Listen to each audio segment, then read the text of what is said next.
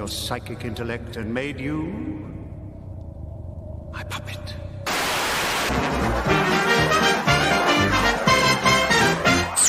It's a bullseye! And here's your host, Jim Boyd!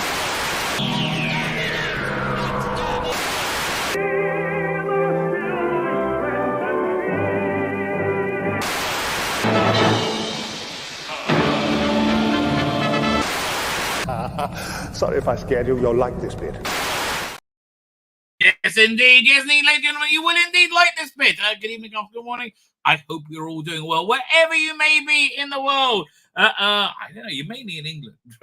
You know, weirdest things happen, right? The weirdest things happen to YouTubing. You were, what was it? My intro for... I meant to make my intro longer for the Sunday. I got to find the original file. Otherwise, I've got to make the whole thing longer again. Make the whole thing over again.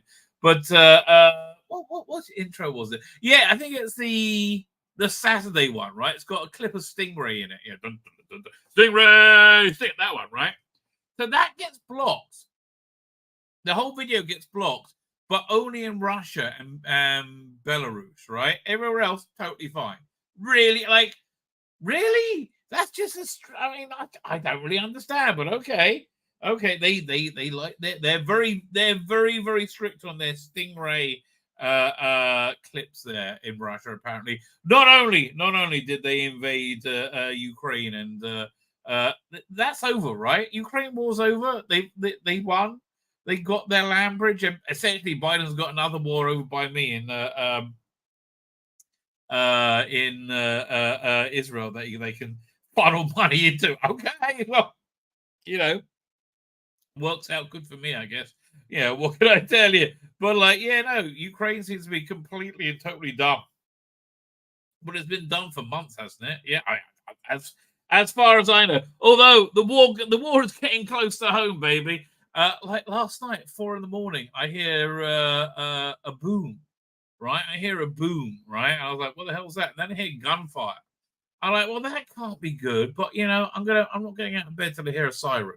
That's basically my rule, right? I'm not getting out of bed till I hear a siren and police. And yeah, I have to tell you, oh god, so freaking annoying. Yeah. This is what you don't really know. You find out about a life during wartime.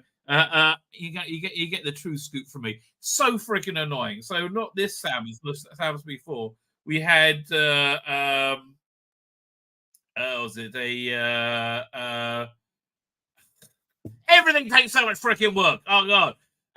So. Everything in Judaism is based around eating, right? It's like there's so much food. So you can have a kiddush. You do a kiddush, which is in the morning, which is you invite people around after synagogue, and you have nibbles, right? Well, more than nibbles actually. My wife goes to that anyway. So on Sabbath you're supposed to have 3 meals, right? You have one at the night, Friday night, one on for lunch on Sabbath lunch. Man, it used to be when I was younger, I would go to the sunrise minyan. Which was about 5 a.m. Like with my 2 kids, I'll give them little candy bags, put them in the double stroller. They used to like going to. Well, we would have lunch on Sabbath at around and after that would have a big there's a big stew you have called chulent, which is a big meat. So we'd have that right after at 8 a.m, right? But we would be having Sabbath lunch. I don't know. Now we do it later, but it was about 11, 12 we would do that when the kids were younger. Anyway, and there's a third meal. The third meal you have at the at about an hour or so before sundown. So my wife hosted a big communal third meal because my daughter-in-law, right? My daughter-in-law was here, and she doesn't like getting up early, so she didn't want to do the kiddush. It was too early, so we did the third meal. Anyway, the point's this, right? The pain in the ass, annoying point is this: that everybody has to carry their phones with them. Normally, people don't carry their phones with them on Sabbath, but because of the war, the security thing, everybody's got to carry their phone with them, and everybody's got the Red Alert app, right? Apart from me, because I figure somebody will just tell me. Right, it's if there's a red alert, I guess I'm going to hear something from someone, right? And it's mainly for missiles. So somebody's phone, the red alert siren goes off, right, during this third meal.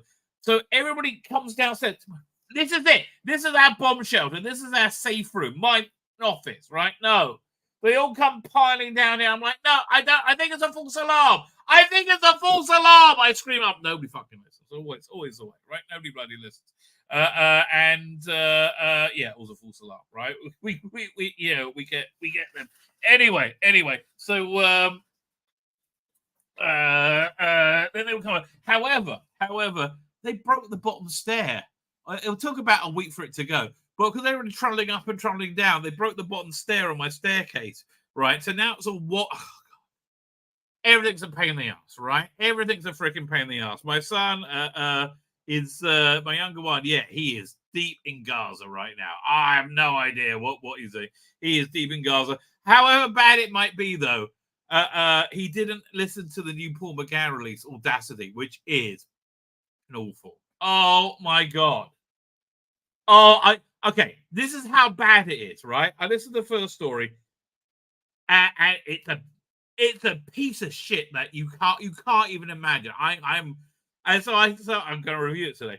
I forced myself to listen to the two other parts to it, which were okay. They were kind of mediocre. They weren't bad. They weren't good. I'm out that range completely, right? But I forced myself to listen to the whole freaking thing so I can review it on this stream because it is so bad, right? It's so unbelievably bad. I was really down for getting the next one in the series. Comes out in December because it's all Christmas stories.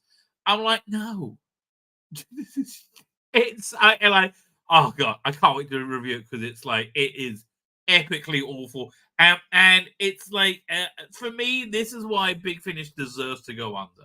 Like right now, if Big Finish, goes under, I don't care. I really don't care. They're not doing. I mean, I like Stephen Noonan, right? I like Stephen Noonan. I would like to get more work as a First Doctor. I think he's very, very good at that. And I think the stuff they're doing with what was it? Not David Troughton. It's his brother, Michael Troughton, as the second Doctor. I think that's quite interesting. Tim Treloar as the third Doctor, not bad. Everything else is cack, right? Everything else is just cack. Right, unbelievable. The only thing they'll say in the Marvels is a shit ton of tear day. You are not getting any eye candy with the Marvels. Will you stop? What? You're going to glop off over Miss Marvel, are you? Oh God. Oh yeah. What a great time to release a superhero movie with a Palestinian main character. Yeah, it's not. It's like everybody loves them right now, right? There's nobody who goes, why they just shut up, right? It's it's really getting crazy, right? It's getting really, really crazy, and this is kind of like a global revolution where I said, called it yesterday, a coalition of bullies, right? And it really is. It's people who don't get in their own way. And they scream and they threaten, they intimidate and they shout. And no wonder Antifa goes with them. And no wonder the trans lobby goes with them, right? They all do the same freaking thing, right? They all do exactly the same freaking thing. Oh, I can't stand it when somebody starts talking about that and somebody goes, well, you got to look at the history and then recounts the history completely falsely, right? As if they think they know it. Look, dude. Anything that they say is a lie. It's okay. Look, I try to be nice about this. I try to sugarcoat it. But they just lie about freaking everything all the freaking time. Oh, I mean, like you got the Nakba, right? Where they believe an invading army of white Europeans came in and raped and murdered the Palestinians the peaceful Palestinians off their land. No. That did not happen. And quite frankly, the Palestinians get expelled from wherever they go because everybody hates them. I'm sorry. Like, have you noticed no one's taking any refugees from Gaza? No, there's a reason for that, right? There's a bloody Egypt. You're right. Egypt's lined up tanks to make sure they don't come in, right? Because they know what they're going to be like. They talk about the blockade of Gaza. It's Egypt and Israel, right? All its neighbors, awful. Honestly, look, this is the future I hope for, right? This is really the future I hope for because we're gonna look at it in a minute. The people of Gaza are just, they're not allowed to say anything about Hamas because they'll get killed. But they're just saying, screw this, right? Screw. There's a lot of that going on here. Let's look at some of that stuff. Hang on, video file. What we got here? There you go.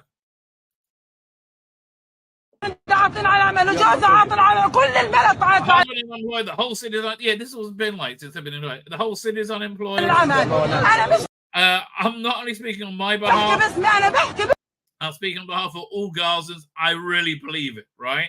They fucked off with this shit.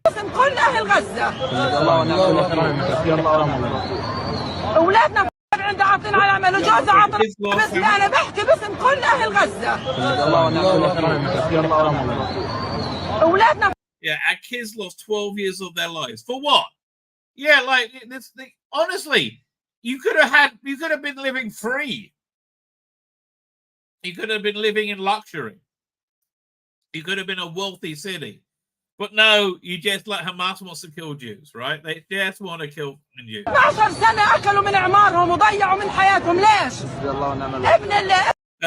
I'd say, in all fairness, I don't speak Arabic. I have no idea what she's saying, right? The Israeli stuff I can translate. The son of Hamas leader who is only 20 has a car, a Jeep, home, and he's married.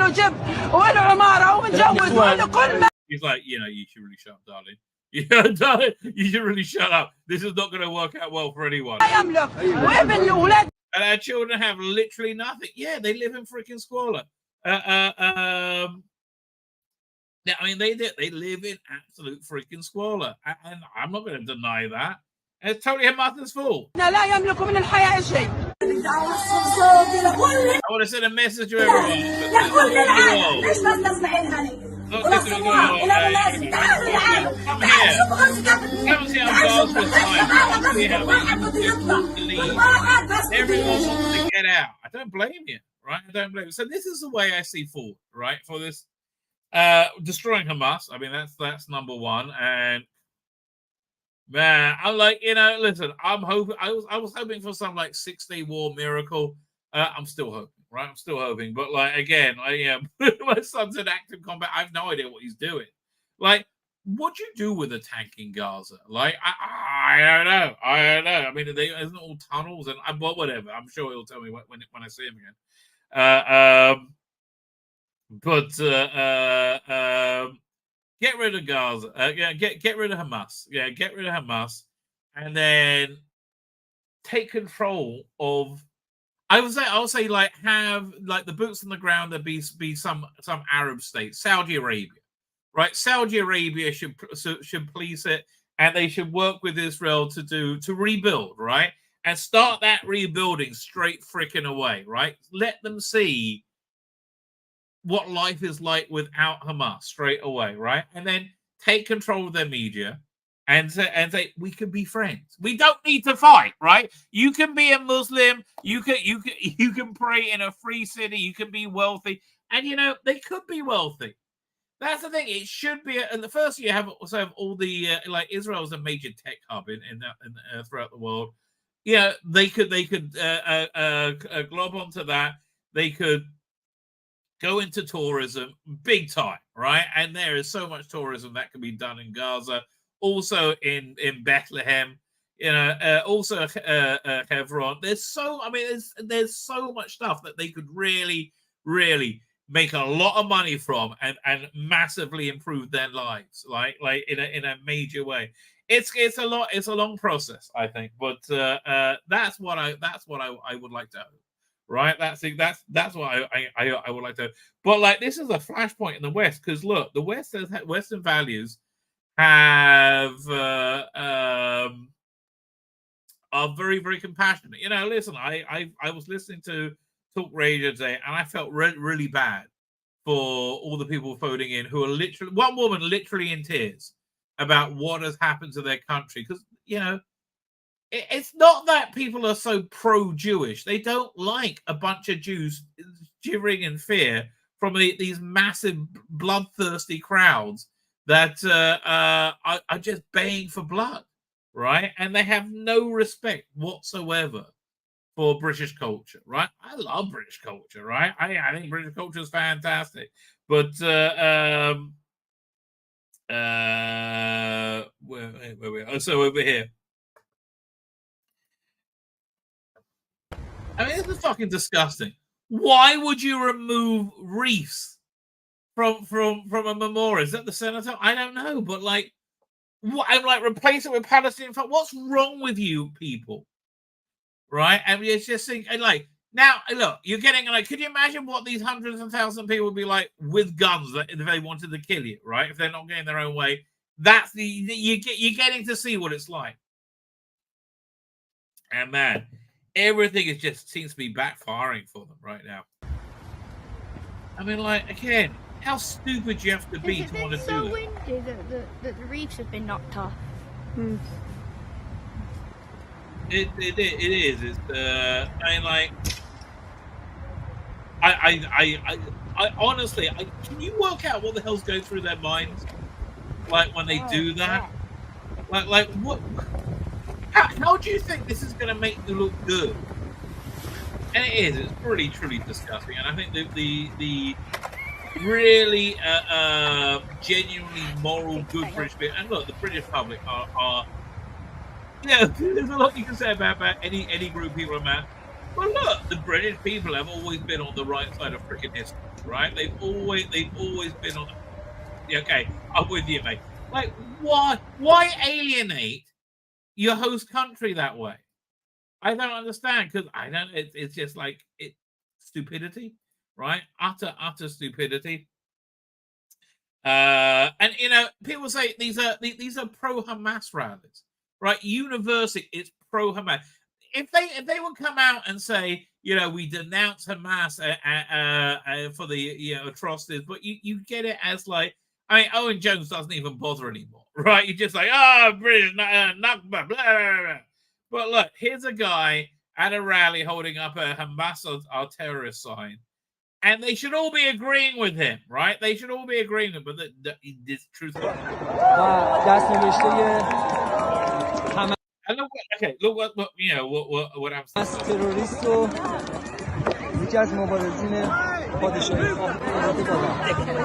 And why do they all cover their fucking faces? Really? I mean, why is they constantly all covering their faces? It doesn't make you look good.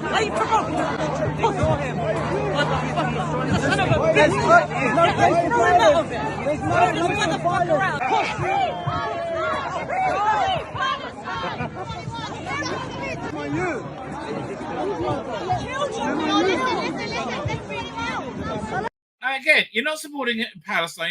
You're supporting Hamas. Shame on you! Shame! MashaAllah. Allahu Akbar. Allahu Akbar. Sorry. Calm down. Hey. Don't touch. And you know, if Jews do anything, they go, "Oh, look at you, violent, evil Jews." Oh, yeah. Well, of course, we all knew you were the worst in the world. I mean, like, Jews do literally anything whatsoever, right? We get pillared like there's no tomorrow.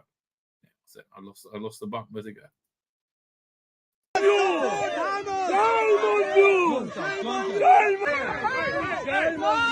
How is he shame on you saying Hamas are terrorists?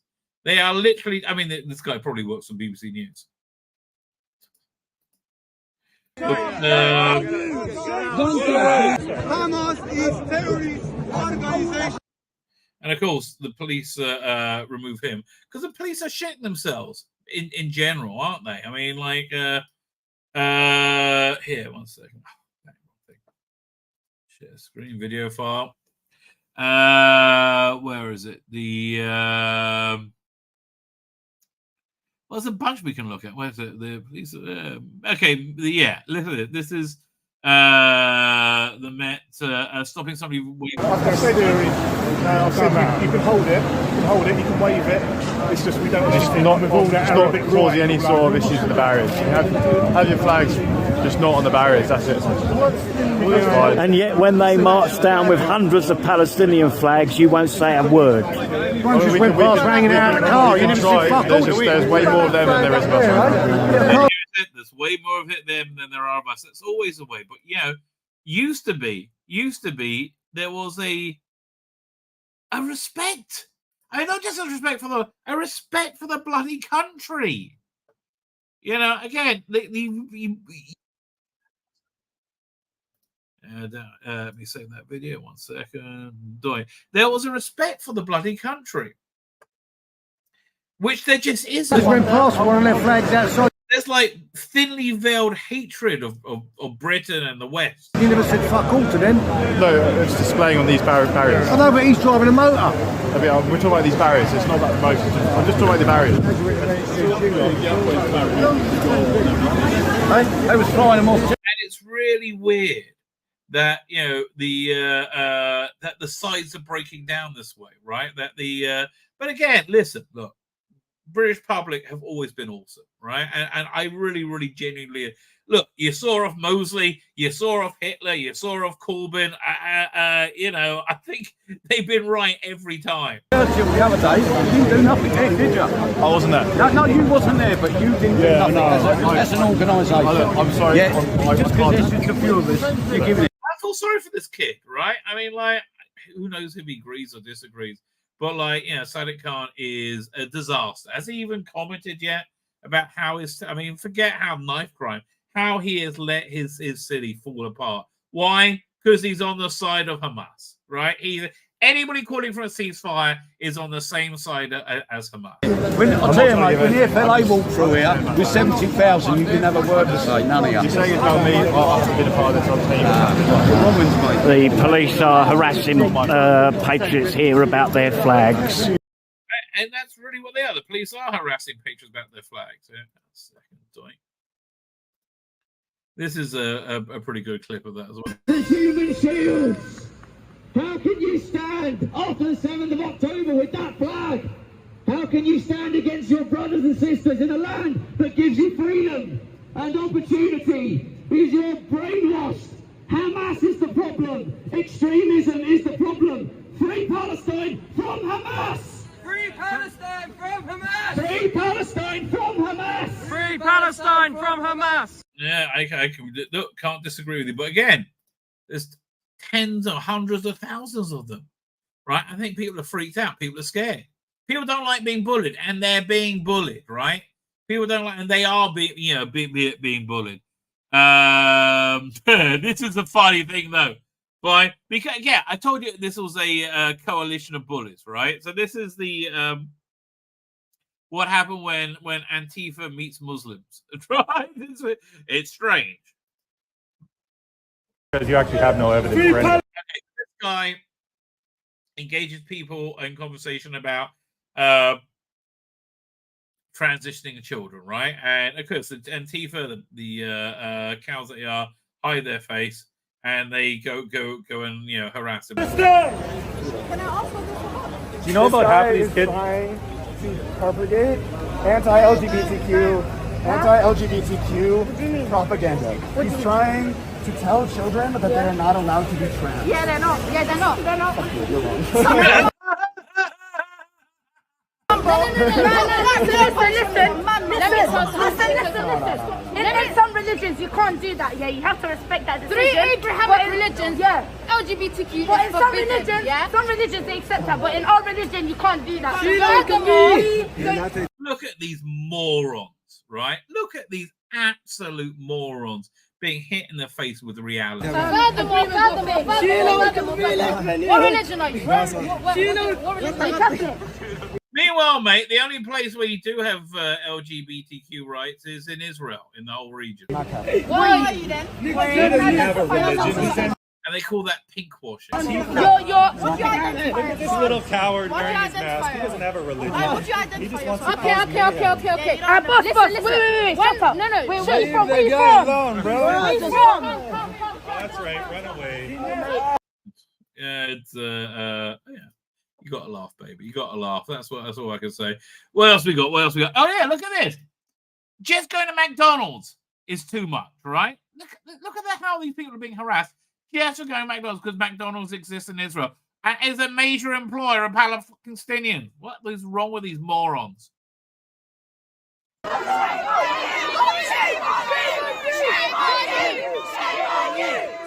I mean, if you say shame on you for having a McFlurry and McDonald's apple pie, I understand it, right? But no, it's just what you think. Shame on you! Shame on you! Shame on you! Shame on you! Shame on you! Shame on you! Shame on you! Shame on you! They're screaming at these kids. What the hell? But you shouldn't need a police escort to come out on Mickey D.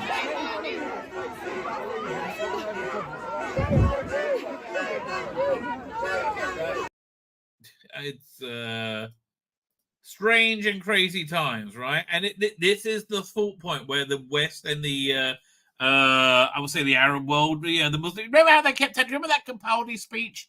And Zygon invasion, Zygon inversion. No, war's pointless. You're dealing with people who just want to kill, right? Okay, why do I feel they just want to kill? Well, check out this footage here. This is from October 7th. This is a one of the first police responders that came to the music festival after Sword. Now, this is very graphic and very violent, okay? I warn you now.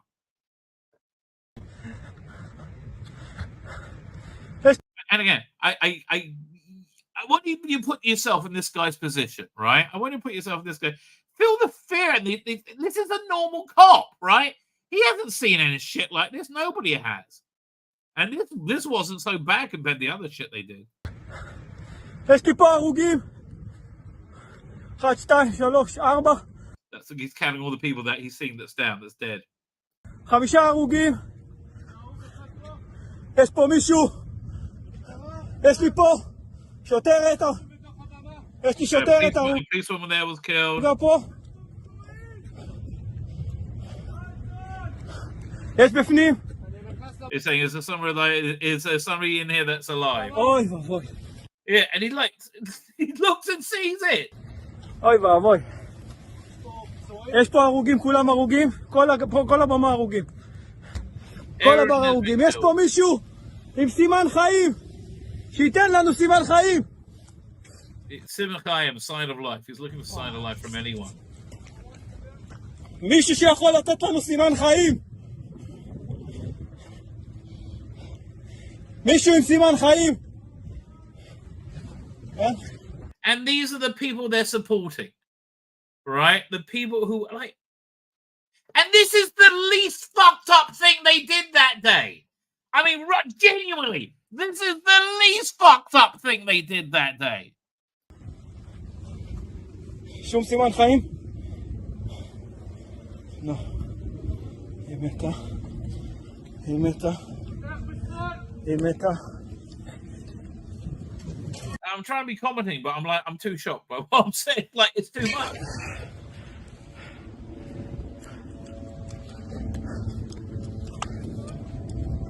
מישהו, בבקשה. מישהו יכול לענות? I can't imagine what it was like for this cop, right? It's unbelievable. And this is I think a notch or two worse. This is there's a couple of little girls in a car. Their mother's been killed, right? And they're terrified, right? They're terrified. No, please, no. We won't shoot you. We're the police. He was he wanted to see what he was actually saying.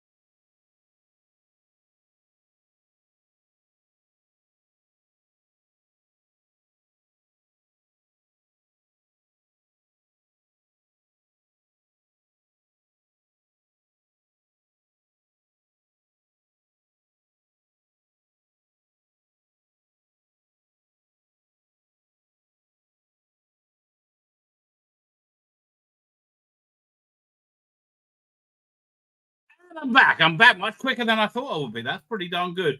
The new cat was sitting on top of the router.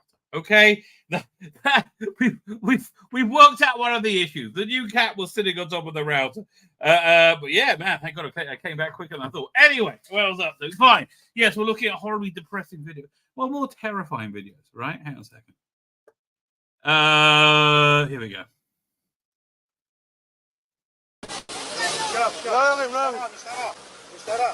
We won't shoot you where the police are saying. The Israelis?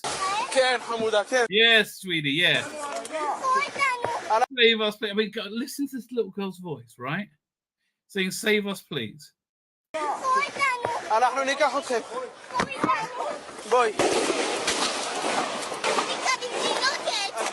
Yeah, she's saying she's got her baby sister in there. Her mother's just been killed. In the front, it's just like, I can't even imagine. Like again, these are not pro-Palestine rallies. These are pro-Hamas rallies. Why? Because this is the fulcrum, the breaking point, where it just like where the mask comes off about everything, right? Yeah, you might wonder why the police seem to be veering towards one side in this, right? You know, other than the shit scared of the gazillion Arabs that will tear them to pieces. But this is one of the Metropolitan Police's advisors who was giving them policy in their incident rooms. Right, this again. I mean, it makes sense. You've got to expect it. Is global censorship by the Zionists. Global censorship to silence us. Well, okay, this is what this globe. I mean, yeah, that's the most traditional anti-Semitic thing ever, and that's the police, right? And that's the police. And what happens if the police say no to anything? This is what happens when the police say no.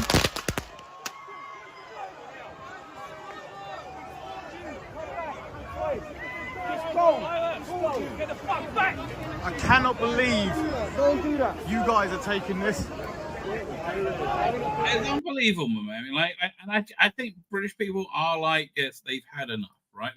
But at the same time, you got I would say about 30% of the population who are like, yeah, no, believe every Jew-hating thing that could possibly be said. We're going to end on this. This is Ben Shapiro, who normally gets up my nose, right? He does normally get my nose in the Oxford Debating Society. A couple of bits from him there.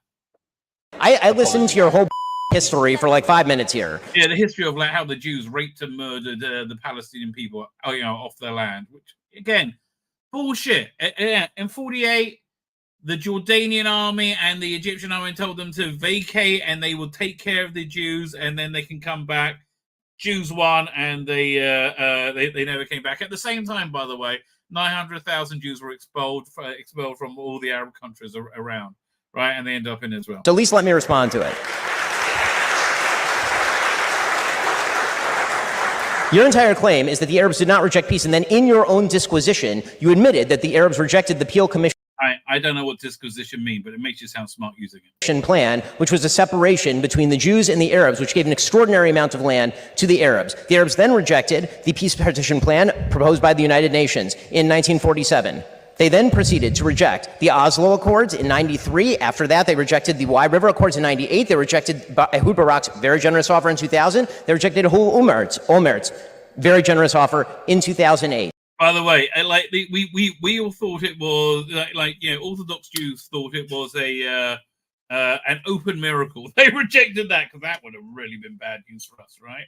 Anyway, every single peace deal that has been proposed by Israel or anyone else has been rejected by the Arabs for a very simple reason, which was the very first question I asked you. You do not accept that there should be a Jewish state anywhere in this region. So as long as that's the case, there's literally nothing to argue about. You cannot simultaneously maintain the position there should not be a Jewish state anywhere in the region and then tell me that I'm wrong when I say that the Arabs will not accept a two-state solution. You yourself say that there should not be a two-state solution. While I agree with him, I do also understand how Jews get up people's noses from watching that. He irritates me. Okay, he irritates me too. Based on the numbers, more Germans died than Brits in World War II. Did that mean that the British were wrong in World War II? Because they did. Many more Germans died than Brits. Based on the numbers, does that mean that Britain was wrong in World War II? Britain wasn't bombing civilians. Which part of Israel is occupied Palestine? All of Israel. There we go. There we go. There we go. So what you're calling for is the obliteration of the state of Israel, and all of this is just a cover for that. I appreciate your time. They just don't want to live with Jews, right? And again, Ben Shapiro kind of shows why you wouldn't want to live with Jews. I get it. I think tonight we've seen some evidence of people obscuring some clear moral differentiation between the targeted burning of babies in their homes in front of their mothers by shoving them in an oven and people attempting to kill terrorists who are themselves putting civilians in harm's way in violation of the rules of war and the Geneva Conventions. And if you're one of the people who's making this sort of moral equivalence, I ask for you to check your own heart. And if you're one of the people who's watching people make this moral equivalence and being convinced by the supposed complexity of the issue, I ask for you to check your brain. Thank you. Okay, there you go. There you go. That's been today's Gaza Watch. It's not really more like Britain Watch. Anyway, you can thank Lisa McMullen for today's thumbnail, right? Lisa McMullen, the writer of the Eighth Doctor new box set Audacity, because it's feminist garbage and it's such shit, right? It's such intense shit that. It forced me to listen to the whole thing to get, but also I was like, yes, I want to do a thumbnail that would really piss her off. Penny for the guy said, by the way, Miller's looking great in that outfit. Millie, you can change your outfit every episode. I don't mind as long as it's not like that. And I know young parents also doing pretty good over there. Penny for the guy said, but Russell said I was completely legitimate. He was lying. I think he is, right? My guess is he is. Oh, 1 second. The internet looks a bit dodgy again. Let me just make sure I'm on the right. Okay, I'm on the right thing. Hopefully we should be fine. Fine. Let me get to the chat. Look at me, only 40 minutes in. I'm like a pro now. Type 40 Doctor Who. Dan is here. How you doing, Dan? I would vote off the one in the middle if those were X Factor finalists. I don't know what you got to do on X Factor, but I'll rather see him on Triple X Factor, quite frankly. Dan M is here. How you doing, Dan? The OT Starters is here. How you doing, OT Starters? Where we go? By the way, OT Starters, that's from Warhammer. Was it not Warhammer? Is it Warhammer 4000? One of those. I'm sorry, I don't. I'll know it when the Henry Cavill movie comes out. But I mentioned it because the Henry Cavill Highlander. I read something about today that the Queen's music will be a major part of it. Good idea. That is a very good idea. I agree with them. Soda Engine's here. Jordan Lee is here. Jordan is saying the only thing will say the Marvels is a shit ton of TNA. And honestly, it's so weird, right? I watched Kong Skull Island a couple of weeks ago. Freaking awesome. Absolutely awesome. Forgot Brie Larson was in it, but she was normal then. She was kind of shaggable. Now, I don't know what happened. It's a sad state of affairs. Gareth Morgan is here. How you doing, Gareth Morgan? Well, just as we all expected, Davis has apparently announced he will not retract the title as Child BS. Everything, Chibnall, again, not entirely sure about that. Not entirely sure that we will talk about that very shortly.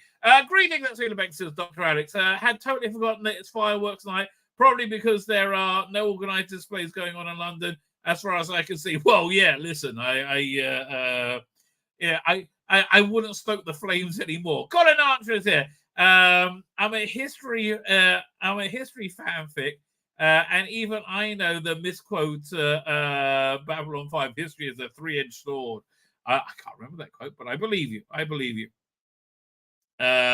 watched I watched the short for the Dr. Donathon, and there were so many they thems that Yeah, man. I mean, like, it seems like this teeny tiny minority want to be the entirety of fandom. I don't know. Listen, it all depends how good these episodes are. Look, the David Tennant stuff is going to do very well. We're only really going to know by halfway through Shooter's Run, which will probably be quite. I don't know though. I do not know. Right? It's so. Fine, where am I? Mr. Jekyll and Hyde is it. Multicultural is a joke. If you're going to you should adopt this. this, which is a bit self-serving, but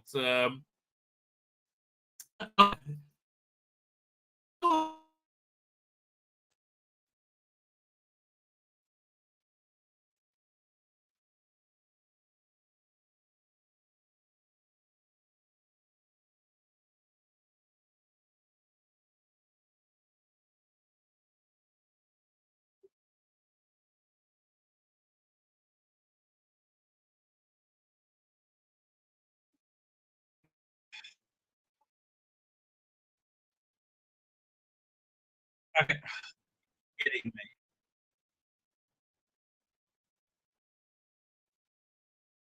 Really? Is my internet down again? Is it up or down? Frozen? Looks like it's working again. Hang on.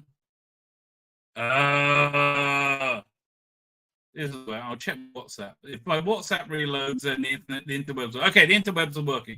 I'm gonna try and play that again, right? Because I don't think it came out.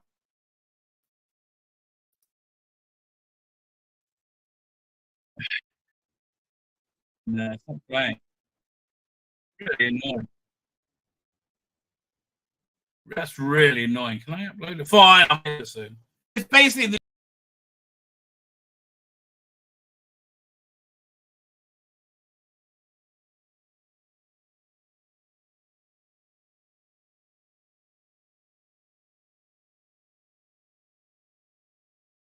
okay. Am I on or am I not on? What the hell is going on? Let me check live. Let me check the live. See what that says. Okay, no, looks like I'm okay. Fine. I'm going to try and play this again, more as a test to see if this is working. All right, here we go again.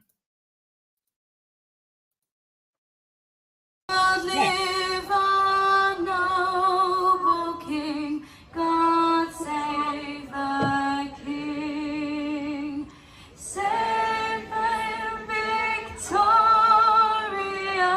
happy and. I mean, just in the public relations thing, this is what they should be doing at the pro-Palestine marches, right? Absolutely. Glorious, long to reign over us, God save the King. Weirdly, not that featured on BBC News. Who could have thought it, right? Who could have thought that? Where are we up to?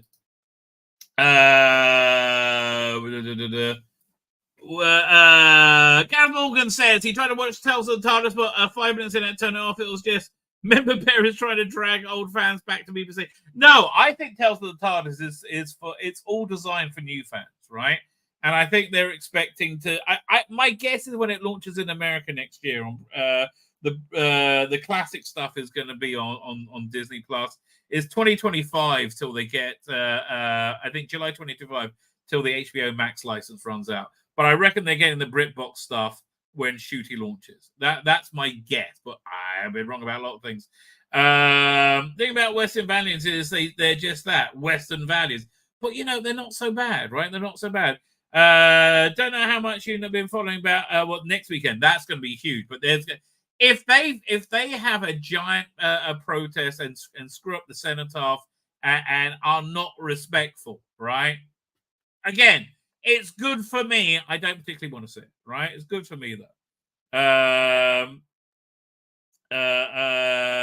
Yeah. Look, again, this is why I was always annoyed with the Zygon invasion, right? Because it was it copped out. It copped out of a really interesting question. What do you do when you have people that just want to kill you, no matter what, right? Peter Capaldi can't make a good speech to talk Hamas round, right? Then it's just not going to fucking happen.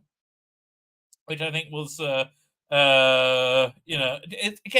it's the inability of the liberal Western mind to understand what they're talking about, which is true about most things. There's way more than us. Yeah, it's called an occupational force. David Mullen is here. It doesn't occur to the police that that history will judge them 5, 10, and 30 years from now, and people will look at the footage and look. I mean, it's. I think a lot needs to be put down to Sadiq Khan, who is freaking awful, right? How do you make Ken Livingstone look good? You be Sadiq Khan, right? Fine. I got to get Doctor Who. So let me get through the chat. Where we go? Paul Towson is it? How you doing, Paul Towson? How you doing? May have been pulled by YouTube. That could well be actually. Listen, I normally like being pulled off, right? I normally like being pulled off. Not tonight though. Not on YouTube. Echo looks like another stunning and brave Marvel show. I'm telling you, Doctor Who, 8th Doctor Adventure, Audacity is worse. It is shit beyond shit. It's almost worth buying to see how shit it is. But no, it's not.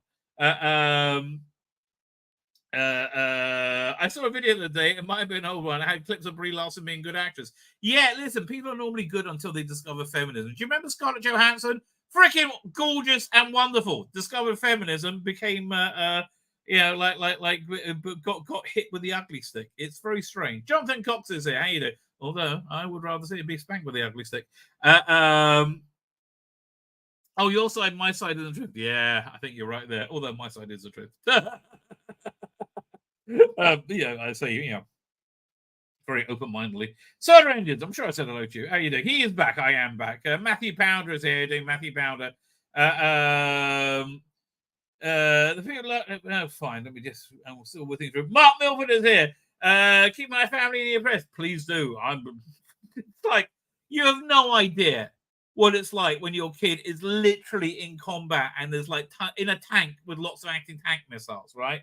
Every time there's more killed. I'm like, it's really rough, right? And it's like it's hard to focus and hard to work. That's why I stream. By the way, my streaming's off, but because it's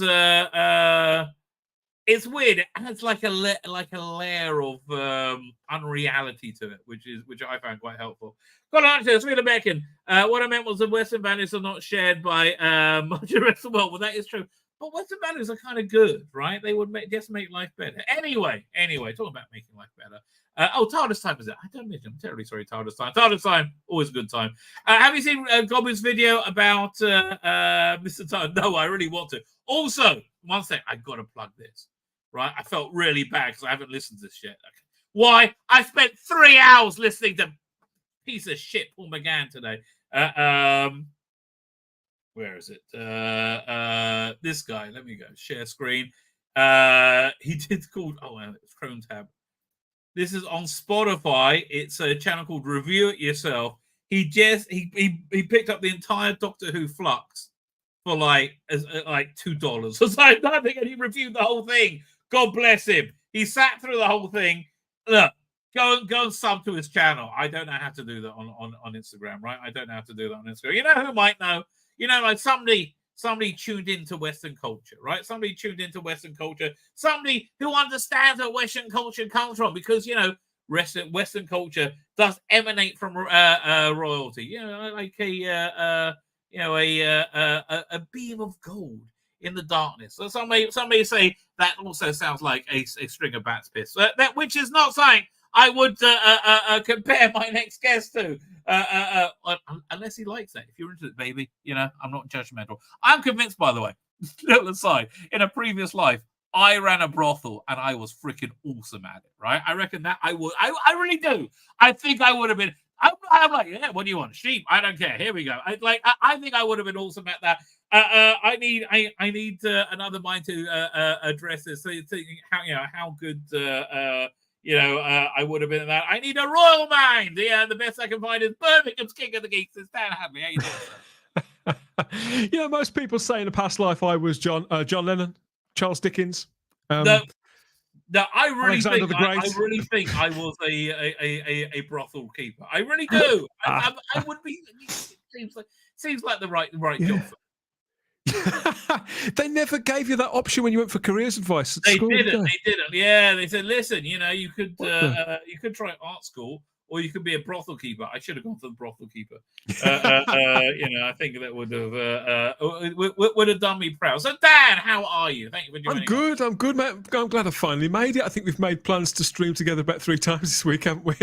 Never don't cross the streams, they tell you. Don't cross the stream, which is even more important in a. It's back to your bat. It's back to your bat piss thing, isn't it? Basically, yes. Hello, mate. Happy Sunday or not? Yeah, happy Sunday. Happy bonfire night. Is it cold there in England? You're. I think you may be picking up on a few hints. Yes, it's, you're in parky. It's still schwitzing here in Israel. I was like, it's bonfire night, and it's like I got the air conditioning on. It's unreal. Yeah, there's a couple of brass monkeys outside just crying their eyes out. Yeah, well, they're not allowed in. So, Dad, the first thing I've got to ask you, right? The first thing I've got to ask you, Rusty Davis has said he very pointedly said he is not unwriting the timeless children, right? He did. I think Rusty Davis is lying. I think here's my theory. Well, yeah, Yes not unwriting something and actively acknowledging it are two completely different things. I think you've got to read between the lines of the Russell T. Well, Davies. I do think he's going to give.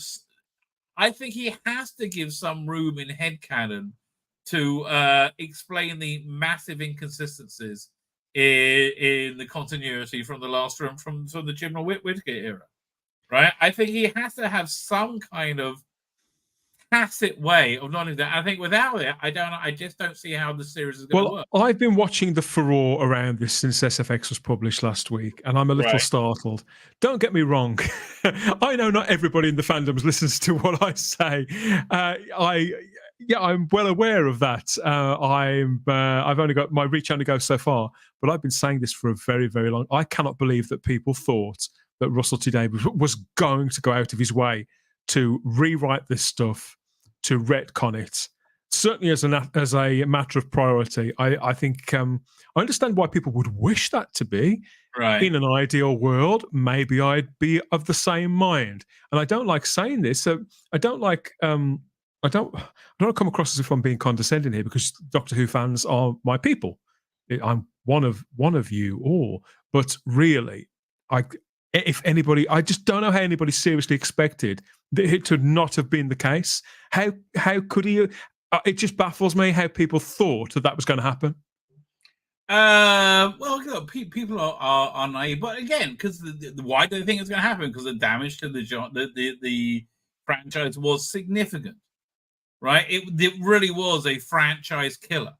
Right? And it didn't just kill it. But the thing is, it didn't just kill it because it upset Doctor Who fans. It killed it because the general public just completely deserted it in droves. And they are the priority, not us. And they don't give a toss. They didn't understand it in the first place. Most of them didn't even watch it. So to spend time and effort and money undoing it now and rewriting something people didn't see and didn't understand in the first place, anybody who's coming back to the show for these specials, it would just convince them that they were right to stay away. I understand they're not. I don't think they're going to reference it in any way, shape, or form. I do think they're going to suggest that this story is taking place in the toy maker's realm. There's something to do with the Doctor's clothes. That's possible. Changing, right? And I think it'll be something along those lines. I don't think it'll be explicit. Oh no, it was all a dream. I don't think that, which Dr. Alex did, and it was actually pretty good. Right? I think it's likely the regeneration has been interfered with in some way. I think that's likely. Well, again, the changing clothes is a very important plot point that needs to be answered. Or that the regeneration is actually a consequence of something else that's going on in the other universe, that perhaps, because we know that the Doctor and the TARDIS have this sort of symbiotic relationship, and the TARDIS is part of the regeneration process. So it could be that something has induced a regeneration, something that we don't understand yet, something that's yet to play out. I mean, basically, we got to wait for about 6 weeks to find out what the story is. But I think, to really see if this era is going to work, you've got to wait till halfway through Shooty's first season. I can't see how the constantly changing costume is possibly going to work. I really don't. I really don't. I'm open-minded. I'm happy to be wrong. I'm totally happy to be wrong, but I just do not see how it can possibly work. No, I agree with you, and I know there's a lot of people who are out on principle. Well, actually, no, there's a few people who are out now on principle because Russell's not doing that. There are a few people who are out after these specials and don't want to see Shooty. They've got no faith in him and them. which again, it's your own decision. I'm not going to judge you for that. But I would, in my view, the best course of action is to give all new Doctor Who, which is going to start probably at Easter properly, to give it at least 3 or 4 episodes of the 8 before you decide, because it really is so much is changing.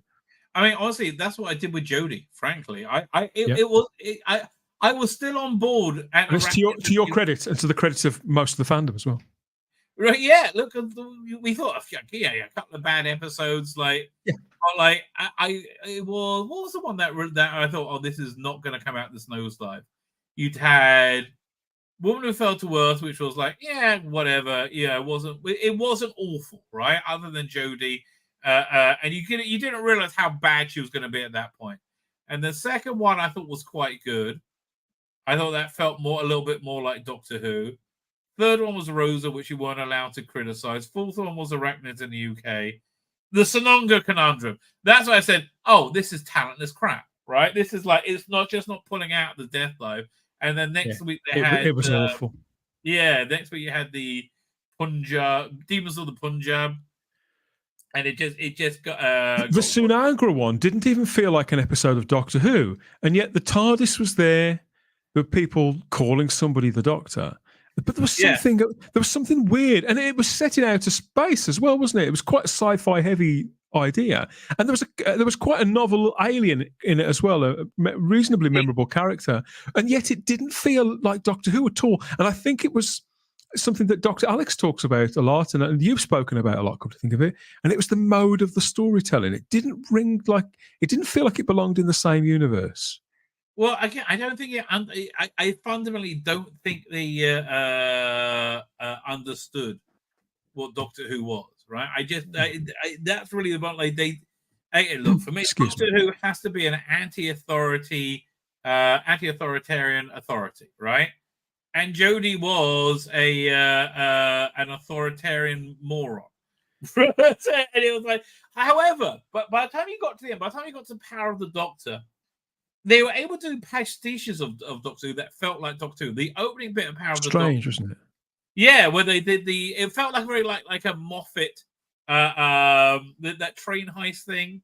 Felt like a Moffat opener, and I thought it was designed so the normie would feel like they're watching Doctor Who, but they don't notice how bad it was.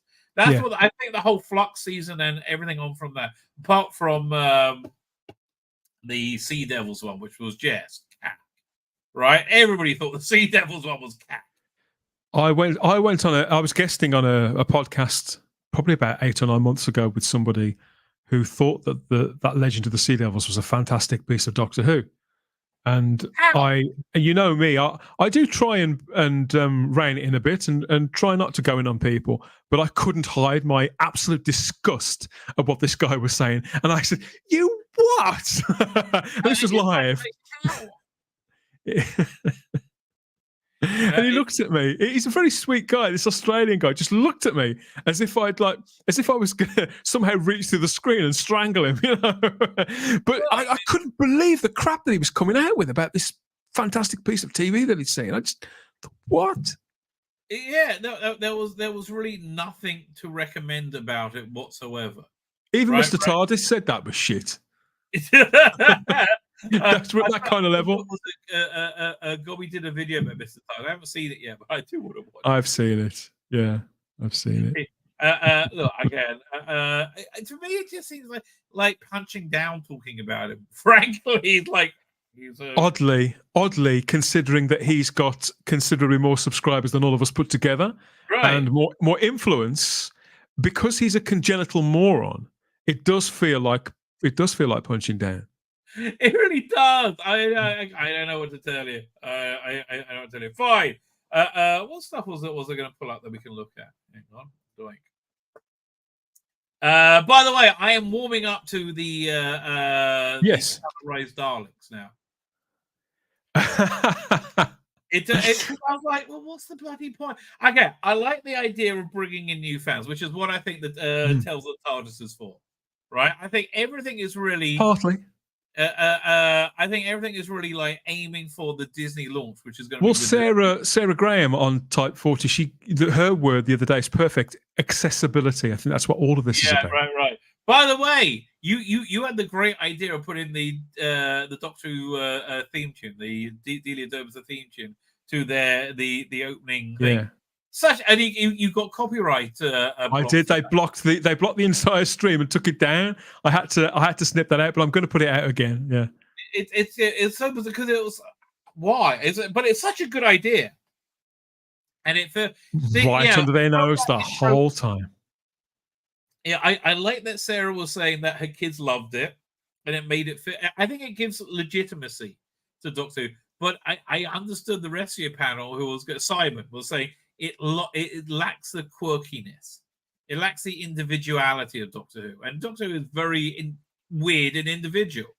Do you think, because at the time on the night, I hadn't watched it many times, but I think with the benefit of hindsight, because the logo is very gleaming, it's all very slick and a little bit corporate, do you think it lacks a little quirkiness? Do you think for example, because if the TARDIS was seen sort of, rather than just sort of skimming, it cuts a perfect line across the Whoniverse letters. Do you think it'd be better if it was sort of spinning and bouncing a little bit? Because Doctor Who has got that air of quirkiness, unpredictability. If it hadn't have been quite so analog, and if it had been a little more character in there somewhere. Right. But again, I don't want to be a dick because it's early days, right? And I think they are trying to build something quite impressive. I reject. Did you hear Ian's? I reject the idea, for example, that Whoniverse graphic should just contain the faces of all the Doctors. Absolutely not. It needs that because it's a Whoniverse. They're going to have lots of spin-offs, right? And I was talking was it yesterday that the idea of doing to take the McGann stuff from Big Finish and animate it, especially with AI, that would seem to be a no-brainer. Right, that would seem to be, especially want to do a TARDIS Tale stuff with McGann because you only got that one story. Oh, that's a whole. I think it's likely they'll do something with McGann eventually. Having seen him and met him a couple of months ago, but more to the point, seeing the effect that he has on fans. He's very good for fans. Yeah, and people. You know why? Because I think his enthusiasm for the role is very genuine, right? And I think he's very happy to be associated with it. I think he wants to do more. I think, have you seen Who Am I or Who and Me? Yeah. The documentary about Matt Jacobs, that documentary from last year. Yeah. So there's great interviews with Paul McGann in that, where he you really get a sense of that he doesn't, like most normies, he doesn't really understand Doctor Who, but he loves the passion that fans have for it, right? And I think that really kind of shines through.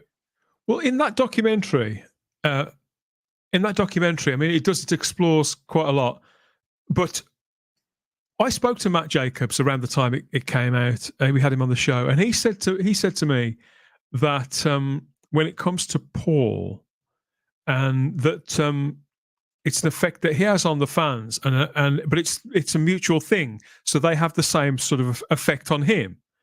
And exactly. It's very reflective of the energy. What I suppose with actors, unless they're completely, I don't think they have to be fans of the show necessarily, but it's an understanding of why people are there, that they're not there because they necessarily believe you're the Doctor.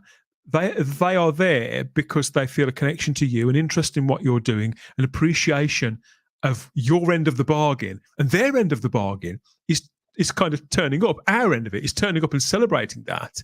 Right. It's like it's not an isolated thing as a them and us thing, and I think that's why the idea of going to conventions where people are sort of hemmed in, and the guests stand over there and the attendees stand over there, and you may get to wave at them, "Hi, Sophie," from 3 miles away. That's never appealed to me. No, Paul McGann doesn't like that either. Yeah, Doctor Who cons are not like that. Yeah, I want to ask you if you've seen this, which I thought was very impressive. me chop this weapon into little pieces, and then we can all get on with getting off this ship while there's still time. Okay, Doctor. So this is a fan made thing, and it just strikes me if fans can do this, it's like I've not seen this before.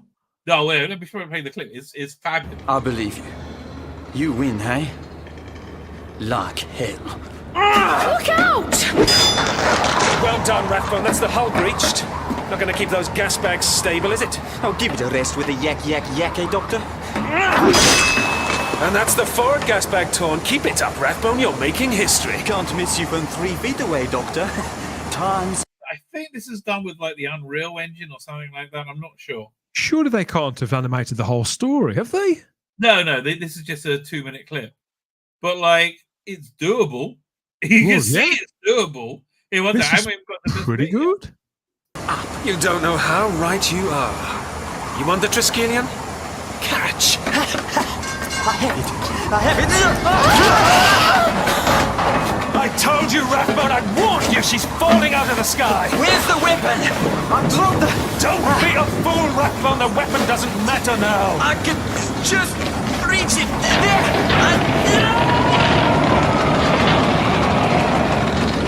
He's gone! Doctor, hang on!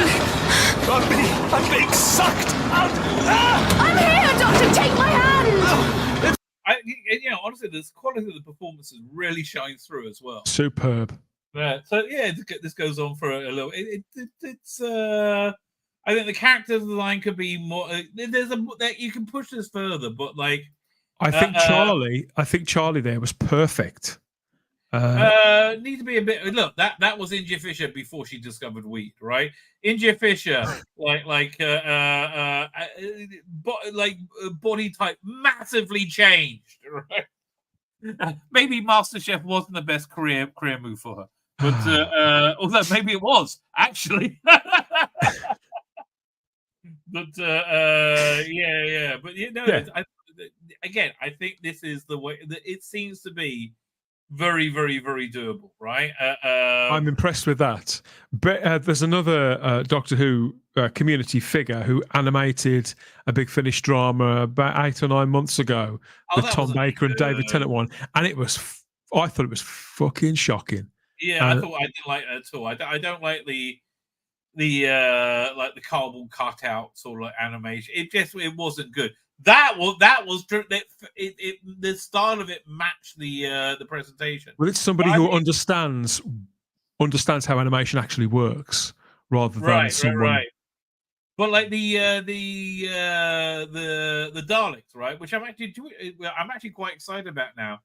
It's a great way of bringing it of new fans checking out old Doctor Who because it's completely redone. There's new music, there's new effects. There is and it's colorized. I think the goal is for when Disney Plus launches, which again next year is to have they won't have the modern Doctor Who, but have the classic Doctor Who accessible for people to go and explore more. Exactly. Right? I think that's the goal. I do think that's what. Well, I've got the animations there. Sorry. I've got an interview with. I've spoken. We've had the guys behind the Daleks thing on the show a couple of times, and one of the very first videos I ever put out was an interview with the project leader. So because the video is so old on my channel, I'm going to re-edit it and put it out again so that people can at least gauge. Because he gave us it wasn't exclusive at the time. It probably isn't now because it's been about 2.5 years. But right. He talks at length about his process in that. And so I've known this guy for a couple of years. Yeah, we've had him on twice. And so I understand how they do it. So I was very excited about this when I heard about it. Yeah, I mean, again, I've seen a lot of the colorized stuff, and I think generally speaking is quite good. But again, this is more than because I couldn't really see the point of a colorization. I'm happy to think about it. This is a completely new presentation. The new effects, I think, makes a big difference, and I would like to see them do this more. Like if they're going to, the next one they should do, Tomb of the Cybermen. That would be freaking awesome with it because it's very cinematic in of itself. I think I've said to you, I used to be dead against colorizing Doctor Who, black and white Doctor Who, and it was Simon's enthusiasm for it that sort of gradually changed my mind, made me sort of see it differently, and seeing the work of those guys as well, their earlier work, it helped a lot. But the way that Simon explained it to me, yeah. So the idea we're going to get this on the anniversary night on BBC Four, yeah. I think it's So perfect. was it you? I think it was you telling me. It was. I was kind of miffed it wasn't on BBC One. This should be a BBC One presentation, and it was you. I think it was you telling me that BBC That's One right. BBC One anymore. Right? That's exactly right. It just doesn't have the same cachet that it used to have. No. Which is it's just tragic, right? There's so many institutions have been destroyed by this vacuous, empty-headed generation. There used to be a prestige to BBC One that just isn't there anymore, and it's partly down to the passage of time and that kind of idea that there's no main channel anymore. People go, so that's partly that, but it's largely because of editorial choices and simply screening too much dross over such a long period of time has diminished the channel greatly too. It's lost its identity and it's lost that place in the British affection. Yeah, why? Because they hate the British public. Yes, they absolutely despise them. They are on the pro-Hamas side, right? I keep saying this whole Hamas war is a global fracture point for society, right? It really is. It's like, and look again for me, this is good because it's a not a culture war, it's a media war going on, right? And I very much have a skin in the game in this one, and I would like to win. But with Israel's doing better than it ever has done before, just because the pro-Hamas side are so insanely stupid and shitty, right? like. Why would you take down Reese from the cenotaph to put your flags up? Like, that's just... Well, I feel I don't disagree with things you're saying, but this is the problem, you see, when we live in such sensitized times. They took the reefs down to sandblast clean the cenotaph. They do it every year. And then No, this was at a... here, I'll show you the video. This was yesterday. 1 second. Because it's Remembrance Sunday next week, isn't it? So right. No. Here, they took the reefs down to put their flags up. Oh. And they just threw them across the reefs have been knocked off. Oh, who the hell would do this? Well, a massive gang of Hamas fans. Oh, wet. Disgusting. Yeah, so I was watching. I've been listening to a lot. No, of I hadn't seen this. Sorry, I misunderstood what you were saying. Right, yeah, no. And look, can you imagine next week? It's Memorial Sunday. There's like graffiti on it or what? Like, I'm offended. I live in Israel, but I really am. This is due to cowards of our generation. Yeah. Who are supposed to be the adults left in the room who are not saying no the way that our parents and our grandparents did, had the balls to stand up for ourselves, our national identity, our British values and Christian values and a British way of life. People are fine. I agree with striking. I agree with demonstrations within reason, but this is crossing the line now. British culture is important. Our history, our legacy is important. Our values are important. We may not have a constitution in Britain, but we have a British way of life. It used to be worth something. The 80-odd% of the British public agree with this, and they're listening to a tiny, tiny minority. The police are terrified. The police are pretty much a joke now. It's divided into two things. You have the cowards and you have the evil, right? I think Silent Khan is evil. Right, using their power to be. It's also he's so disingenuous as well, as if we don't know what he's doing because we're stupid. Really, the British public are stupid in that man's eyes. Yeah, and I look, but this is going on across the world right now. Like it's I said this is the problem I always have with Zygon invasion, Zygon inversion. It bottled out, right? It had Capaldi make an anti-war speech, and you had the ISIS aiders go, "Oh, okay then." That would never happen. Right? I've told you, Peter Harness, who wrote that, doesn't even live in Britain. Doesn't know what he's talking about. Well, it was a buzz. It was a buzz at the time, like, and it's like, I don't know. So I'm worried about where Russell's going to fall out on this because me too. His nose is way off right now, right? Just way off. I mean, like, it's like, I don't know. Like, I don't think he understands the trans thing.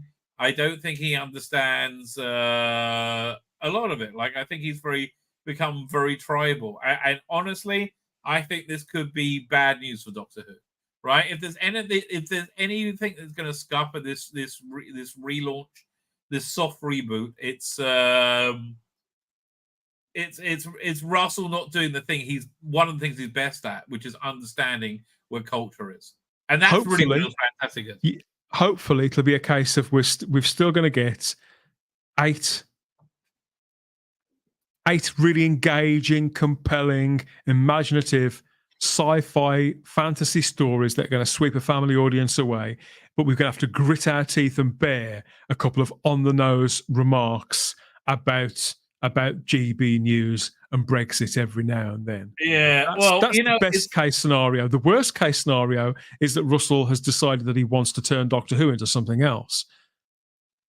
I don't think he does, though. No, I don't either. That's not that. I really don't. Yeah, it's possible. It's possible. That's why I can't say, well, it's definitely not going to happen. But he's answered questions about that before. He's always been very clear about that. So I don't think it's going to happen either, mate. So, although it's like the new Big Finish Eighth Doctor audio, which I really got a review today, because it was so bad. I listened to the whole set today, so I could. Oh, really? That's a shame. Isn't this the fresh start with Jay Griffiths as the new character? Which was not a fresh start at all. It was cringe upon cringe upon cringe, and then you had Paul McGann come in like 5-10 minutes in, and he's perfect. Right, every time he delivers a line, you go, "Oh, that's perfect." And then next line is cringe and cringe and cringe. It's like the author was Lisa McMullen, and all I can say is she must have a miserable life. At the end, she was talking about. She basically said this was a self-insert. I'm like, darling, we all knew, right? And it's bubbling over with a hatred of men, right? An absolute hatred of men. In the first 10 minutes, every male character introduced is evil, bumbling, stupid, just hatred. And look, darling, I don't want to tell you. Yeah, look, don't worry. No one's going to harass you. No one's interested, right? You're going to die alone and miserable. And I just hope this is. I hope Russell's able to be coax these people in to be able to write engaging drama and put their idiot agendas aside, right? I have no idea. I don't know, because they don't. Everything they've telegraphed so far has not sounded great, right? It's not great. Yeah, this is a great cover. How long do you have? Oh God, hang around for another 20 minutes or so. Yeah. Oh, fine. Let's look at the David Tennant interview. Have you seen it yet? No. I've actually got this to open. So but carry on. Wait, somebody, can I find the picture? I can't find the picture. No, it's not this one. Of David Tennant looking like he's walking through a sphincter. And it's like, I see where Rusty Davis. Yeah, this is like, he does look like he's in a sphincter there. Rusty Davis. You've spotted that is the first official picture from inside the new TARDIS. Is that the new TARDIS? It is. How do you know? Can't tell you. I mean, I recognize. Yes, it's the TARDIS. It seems very antiseptic. It's the inside of the new TARDIS. Wow. I haven't said that, but it is. Doesn't that seem antiseptic to you? Like lacking character? A little clinical, maybe. But I always felt that way about the second Matt Smith TARDIS before Peter Capaldi got in there and threw his books around and his guitars and things. So I like the second TARDIS way more, right? It just felt more clunky, more real to me. Yeah. But doesn't look cool though. Doesn't he look like the Doctor again, David Tennant there? Honestly, he was never really my favorite Doctor. After that, me neither. But I doff my cap. Way more excited if it was Eccleston, Matt Smith or Peter Capaldi. Like, really, genuinely. I missed Christopher Eccleston in that role until about halfway through Matt Smith's era, if I'm honest. Yeah. Well, I really did. Trouble is, Eccleston only really worked out what how to play it towards the end of his run, right? Which is a shame. Yeah, which is a shame. Anyway, David Tennant has starred in some of my very favourite episodes of all time. Well, and no, also the British public love him, right? You can put him, you can have him read the telephone book, and you will get 8 million. I have no doubt whatsoever this is going to be a very successful. I mean, you can tell how much the British public love him because lately he's come out with some, very stupid things. I know. But people look past it because it's David Tennant, and we know that he means well. It's like people gave Michael Jackson a pass for all that possible molestation because he was so good. Because I really like Bad. Yeah, I thought it was a great album. Exactly. All right, let's have a look what he's going to say. So he says, "I'm going around taking pictures of everything I can." He laughs. I'll probably have my phone confiscated as I leave. Probably. So he's got a few grabs of selfie with the Wraith Warriors on the set of Star Beast. Now that's got to be exciting. Like I again, the only thing the cringe in that is going to be Yasmin Finney. It's just because Tennant's 52, isn't he? 53 years old, so he would have read the Star Beast just like we did. Right, exactly. In fact, I think he talks about this here, where he says he saw the script. He's like, really? I guess he had the same reaction that we all did, right? So, and they say in the Rusty Davies interview, this is not one connected story, and it's like a mini season. So they're going to be three distinctive different stories, which I think is good. I don't think we're seeing any other Doctors. Do you think we're seeing any other Doctors? Yes, I do. You do? Don't listen to anything Russell T Davies says. Okay. Listen, I hope so. They'll be great, but they've been I don't know. They've been keeping it all under wraps. Yeah. But, I don't know. Look, the thing is, I really have no idea what to expect. I am looking forward to the giggle, though. Right? That's the one. I mean, I love the Star Beast, but I think the giggle, we're going to get a real sense of what this new era of Doctor Who is, much more than anything else. By then we'll know whether Russell T Davies has lost it or not. That's the I don't think so. I think the Tennant stuff is going to be mainstream crowd pleasing, right? I think but I don't think Russell can write Doctor Who any differently than that, than it being mainstream and crowd. I think he believes that's what Doctor Who is. I agree with him myself. I know some view it as something that should be a little more offbeat. I don't. I think it is mainstream crowd pleasing TV, and that's how it works best. I tend to agree with you. But it is really how it always worked best, I think. But I don't think it's going to be that ground-shatteringly great until we get to the giggle. I think Star Beast is going to be a reasonably pedestrian Rusty Davies episode, which is adaptation. The real focus will be on the characters when it comes to that one. I mean, it's all about reintroducing Donna. I mean, that's basically what's going on with that episode.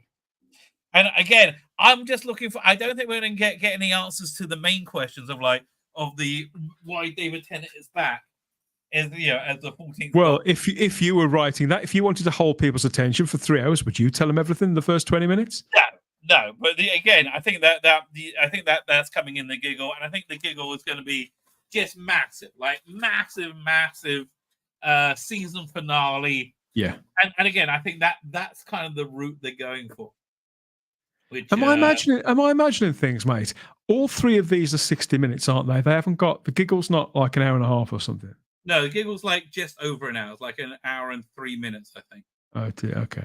Yeah, because I got it into my head, because we've been waiting for these for so long, and I've been repeating the same claptrap on YouTube for so long that you think, well, I am right. You think because I haven't gone back and checked for so long that these are 3 60-minute episodes. I'm pretty sure they are. No, they are. They talk about it in the Rusty Davies interview.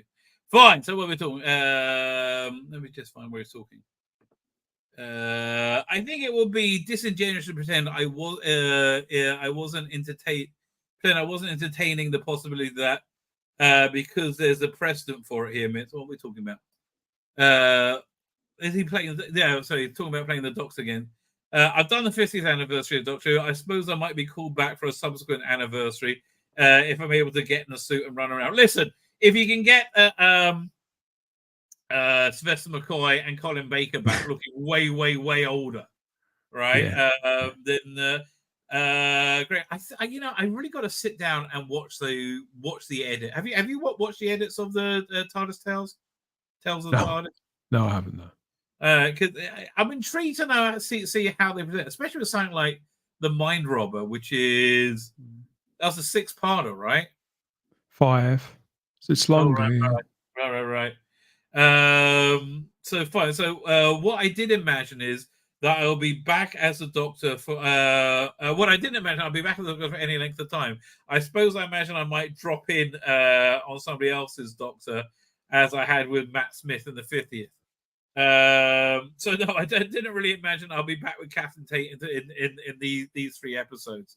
So do you think when Rusty Davies went and talked to BBC, they pitched him taking over Doctor Who at that point as a permanent thing, or was it the other way around? I think they were so relieved to see the guy knocking on the door. Yeah. I don't think we'll ever really know the all the ins and outs of it. But again, Doctor Who was out of production. The production had closed down. Doctor Who was over. Right. Their cash cow was dead for all intents and purposes, at least for the time being. And I do know from more than one source, the management of the BBC didn't understand why, and it wasn't an acceptable situation, right? That's but right. Again, they never understand why, right? They like Disney's still scratching its head about why the MCU isn't working or Star Wars isn't working. Like, I don't understand. At the same time, HBO Max has admitted to having a troll army that they did to. I saw. It's like, you know exactly why it's failing, right? Exactly why it's failing. I'm hoping that Disney is about to get a hostile takeover from the anti-woke. Right, this guy called Nelson Peltz has brought up he's been trying to get a seat on the board, and he's probably going to become CEO. Did you not know about it? No. To be honest, I've disengaged from a lot of culture war talking points simply because I feel it goes round and round in circles. I feel that the more that we talk about that, they make crap movies and crap TV shows, and the more that we talk about them, and it's not even a case of like, just monetize it. That'll teach them. The more that we talk about them and keep all this stuff going around, they just seem to make more of it. They mistake that for actual interest in what they're doing, and I don't watch any of it anymore. And right, I got to the point where I watched the first episode of Loki, and I'm like, I can't go back to that. I'm a former MCU fan. I'm a former Star Wars fan. That's sadly. I've got there. That's where they've pushed me to after 40 odd years. And I watched Ahsoka. I watched the whole thing, and I'm going, what an insanely, obscenely bad use of resources this is. Which is what I'm so glad I didn't watch it, because I felt that show had so much potential, and I was all set to watch it, and then a penny dropped with me about 3 weeks before that it was going to be shit, and I thought, I could save myself 8 or 9 hours worth of time in front of the television here and watch old episodes of Dallas and Columbo and things that I actually like instead. I think things you might enjoy. You know what? Look, I think I'll go with this interview probably on Tuesday. It's going to be like too much to really. It does look very dense. Yeah, I've picked this up. I picked this up from the shops the other day, and I haven't even had a chance to open it because I've been spending time with family and making content and doing other things. But it does look like a really generous interview. And it looks like there's lots in it. I think Neil Patrick Harris is going to be freaking awesome as a toy maker. That's one of the things I'm excited about. But here, again, mate, it won't be to everybody's tastes. But then again, that's always been the case with Doctor Who, isn't it? Oh yeah, exactly. I agree with you. So we've got the covers for the novelizations. When are they coming out? I think it's back to early January again now. They've changed it 3 or 4 times. They should have brought it out for Christmas. Yeah. Right? They really should have brought it out. Yeah, I'd have bought these. How much are they? How much are they? Probably about $8.99. Yeah, that's not bad. That's not bad. Look, I'm not really a fan of the faux Peter. How'd you pronounce his name? No, it's not Peter Angeli. Chris Achilleos. Chris Achilleos, that's the one. I'm not really a fan of that look. No, well, the thing is, I'm like kind of blown away. What was that? Sorry. Now you told me that he's in the TARDIS. That just kind of blows me away. Okay. Yeah, these covers. I think it's nice that they were homaging Chris's work when they were rounding off the right. But I think now we're going into a new era. They need to develop a new. Yeah, it seems. And I don't think that having spoken to Chris a few times at length, Chris didn't particularly like this. I think he preferred them to innovate rather than to keep trying to emulate what he'd done, because that was his thing. Right. Yeah. And honestly, I just don't think it works very well either. Frankly, I think the other ones had worked better. Right? I really do. Man, I wish I read the Target novelizations instead of 2000 AD. Right? I wish that's how I learned how to read. Do you think that putting out books with these jackets on, that it's all very well as a exercise in nostalgia, but it may actually be costing them sales because they look like things from the past? Whereas if you put these in a supermarket, say, are you going to get kids? Say some kid watches these specials, hasn't seen Doctor Who before, and they really love it, and they go looking for the book, and they see this with the kind of 70s, 80s vibe. I think they'd prefer to go in and see something contemporary or something. Honestly, I think they should have had an artist do the covers. Yeah, like they should have paid an artist to do a cover in an artistic style and stick with that artist for a run of however many books, like they did with Alistair Pearson when they re-released them in the 80s and 90s. Yeah. Because even though those were old stories, Alistair's stuff, people emulate Alistair's stuff now, 30 years on. But he was revolutionary for the Doctor Who book covers in many respects, wasn't he? He wasn't trying to copy what Chris had done or what Jeff Cummins had done. No, yeah. Look, he was closest to what's his name, Andrew Skilleter. Yeah, right. But was very much a paintbrush person as opposed to a airbrush. Yeah, he was not an airbrush guy. I would love to get those art books from Andrew Skilleter though. They look freaking gorgeous. They're very expensive, aren't they? They're very lavish, very expensive. I'd like them too, but it's a bit of a stretch. Okay, so this I'm going to put down as the weirdest new merch I could possibly imagine. Children of the Circus, new musical Doctor Who sequel. I like Greatest Show in the Galaxy.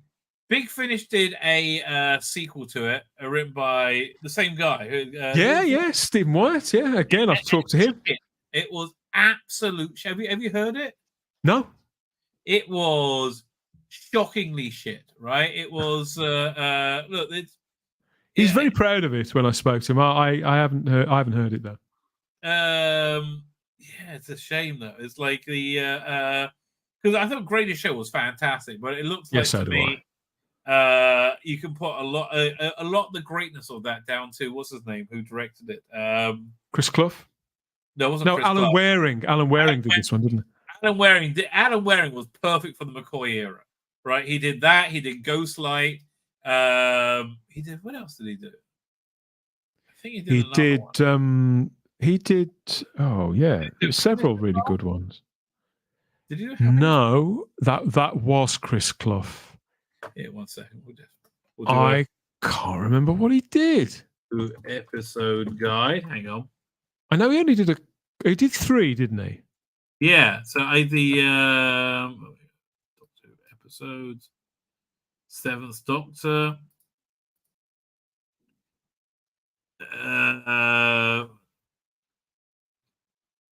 Chris. So he did Alan Waring, Greatest Show in the Galaxy, and then Survival. There you go. That's the one he did. Right, yeah. I tell you, I would like Survivors get the Daleks treatment as well. I think that would probably go down well. Like re-edited, new effects, not coloring, maybe black and whited. Yeah, there's some fat on Survival. I think that knock that down to an hour, you'd probably get a really nifty, spectacular. Yeah, no, I and it's very contemporary as well. Like Survival goes seamlessly into Rose. It's really like thematically. Like stylistically, it really it segs into. If you want to do the perfect segue, you do Survival followed by Damaged Goods, either the Gary Russell novel or the Big Finish adaptation, which is freaking awesome. One of my favorite Christmas Doctor Who's, and Rose. It's like it goes perfectly. It's incredible. Anyway, let's read this. So it's a musical play. Returns to the Psychic Circus and reunites the greatest the cast of the Greatest Show in Galaxy.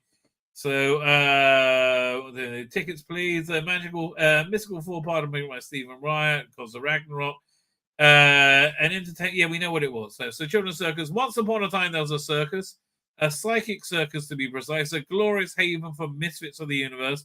But then, as so often is the way, it was hijacked by a trio of malevolent gods. Things grew unpleasant. Now, years later, the gods are gone, and the scars of those who survived in the circus. Oh, so this is a sequel, right? After all, you can't change the past unless you're the Children's Circus and you're willing to sing. I am so not interested in this. Yeah, let me. I will pull the trailer. 1 second. Let me download it. Have you heard about anything about this? I did know something about this, yeah, because I've had the people who produced it on the show. Their last production, I had them on. So what was their last thing? It was the John Nathan Turner drama. There was a John Nathan Turner drama? Yeah, written by Stephen Wyatt. Get out of here! Yeah, I interviewed Stephen Wyatt, Christopher Guard, who was in it, and Barnaby Eaton-Jones, the producer. So I think this is like, and they spoke to me about their next project, but they wouldn't tell me exactly what it was. Do you reckon it's over here? No, cinematographer, Stephen Wyatt, writer. Okay, I did that. Now you got my interest up. Is it like? Did you hear the John Nathan Turner thing? Yeah, it's called Me, Him, and Who, and it came out around February. You can still get it. I think the CD release all sold out, but you can still get it. In fact, wait on a second. I've got it here. Stephen Wyatt. I never heard of this. How did I miss this? Oh, you weren't watching my channel, mate. You haven't got your notifications on, mate. Hang on a sec. I've got. Oh, notifications don't mean anything. Where are we? They've got an Instagram post. Is there a website for it? It should be. Well, they have the people who make it. It's they've changed hands recently, so you could. And like I say, the drama did on CD. It sold out. Right. But here you are. This is what you got. Well, sort of. This is what you got to look for. It's the artwork. Well, the art. This is the thing that I did, but it looks like if you look for the neon tube logo. Okay, so I saw the cover. So let me see it. Me, Him, and Who. Let me see if I can find this. Stephen Wyatt. Me, Him, and Who. So is this a docudrama? Is it fact? Oh, here you go. It's drama written by Stephen Wyatt because he was a close friend of John Nathan Turner's and Gary Downey's. So he wrote their relationship based on conversations that he had when he would go over their house and have afternoon tea with them, or sometimes go out and get plastered with them, go to their parties. That's the one. That's it. Direct. I'm intrigued. Is there a trailer for it? It's brilliant. Absolutely really brilliant. Good? Yeah. Who's in it? Who plays John Nathan Turner? Christopher Guard. Wow. I'm really intrigued by this. Man, what else do they do? Direct. They've just taken over a couple of other companies. So they've taken over Chinbeard Books and Spiteful Puppet Audio, who do audio dramas based on Robin of Sherwood and various other things. Oh, I've heard the Robin of Sherwood ones. So is this the look-in? They do kind of like Lulu direct print-to-order books as well. Right. So that's interesting. That is interesting. Okay, fine. Really creative people, and the stuff that they work on is less mainstream than Big Finish's stuff. Oh yeah, Big Finish. On the strength of this new thing, they really deserve to go under. Children of the Circus. An AUK Studios production. Coming they got Swiss McCoy soon to an ear near you. It's just what the doctor ordered. Hi, Mum. Ella here, off on one of her crazy adventures again. Oh boy, what's going on? Hold on tight. You know how you used to say that the universe was there to be explored and I should never be afraid to step out into it? The survivors of the circus must unite. You are a survivor of the circus? Speaking of, I'm about to... I mean, I'm kind of intrigued by this, but like, I hate musicals. So, I'm exactly of the same mind. I don't like musicals either. Yeah, I'll try and find the Big Finish one they did, which was really Past and fight some old gods with show tunes. So I'll probably be seeing you soon. Can't see for looking. I can't believe my eyes. Yeah, I'm out.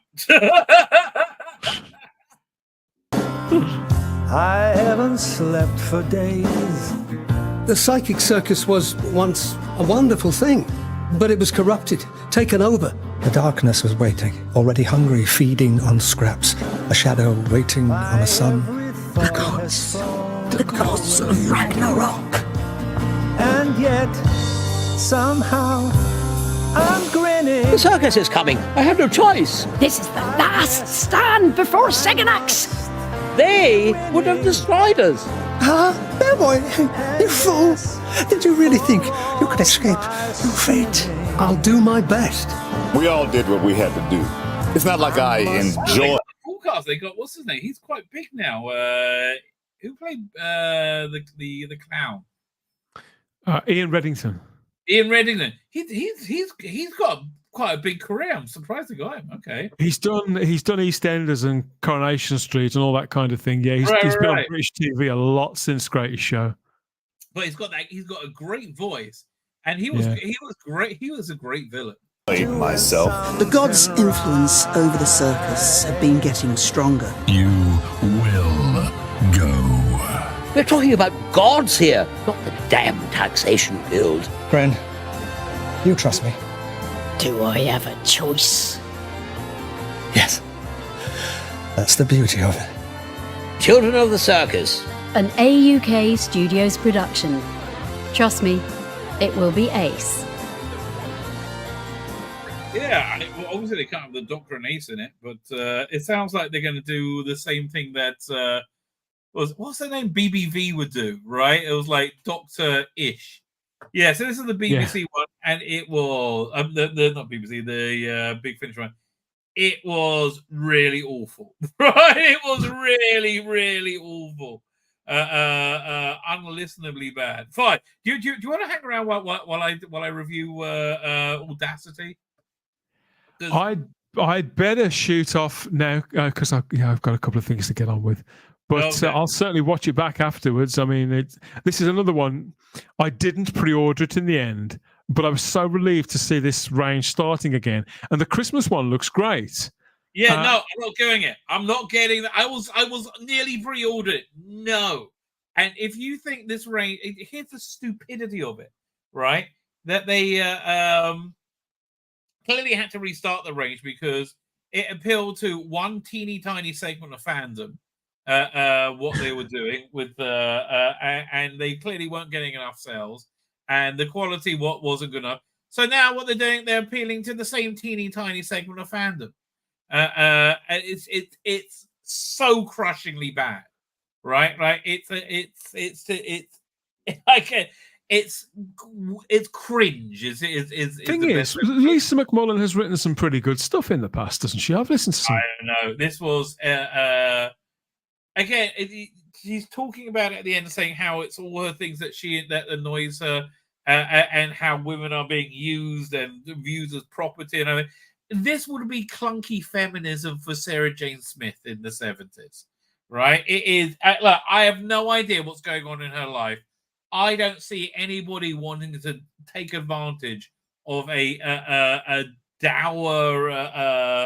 What's the word I'm looking for? A dour. A dour.